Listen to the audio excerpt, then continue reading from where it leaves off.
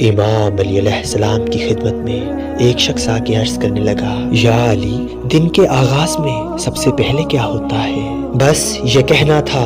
تو امام علی علیہ السلام نے فرمایا، اے شخص، دن کا آغاز دو فرشتوں سے ہوتا ہے۔ ایک فرشتہ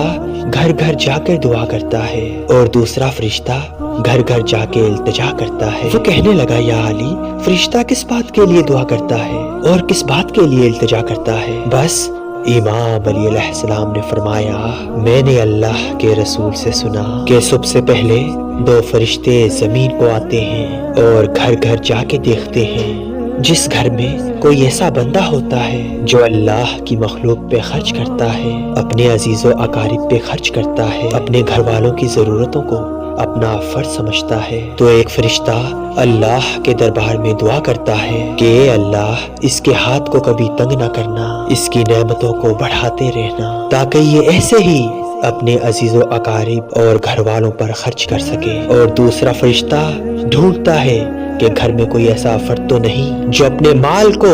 عزیز و اقارب اور اپنے گھر والوں سے چھپا کے رکھتا ہے، اللہ کی مخلوقات پہ خرچ نہیں کرتا۔ یاد رکھنا، جب وہ کسی ایسے انسان کو دیکھتا ہے جو اپنے مال کو ذخیرہ کر کے انسانوں سے چھپا کے رکھتا ہے، تو وہ فرشتہ اللہ کے دربار میں فریاد کرتا ہے کہ اے اللہ، اس بندے سے اس دولت کا سخت حساب لینا اور اس بندے کو دنیاوی دولت سے محروم کر دے، کیونکہ یہ اپنی دولت تیرے بندوں پہ خرچ نہیں کرتا، اپنے گھر والوں اور عزیز و اقارب کو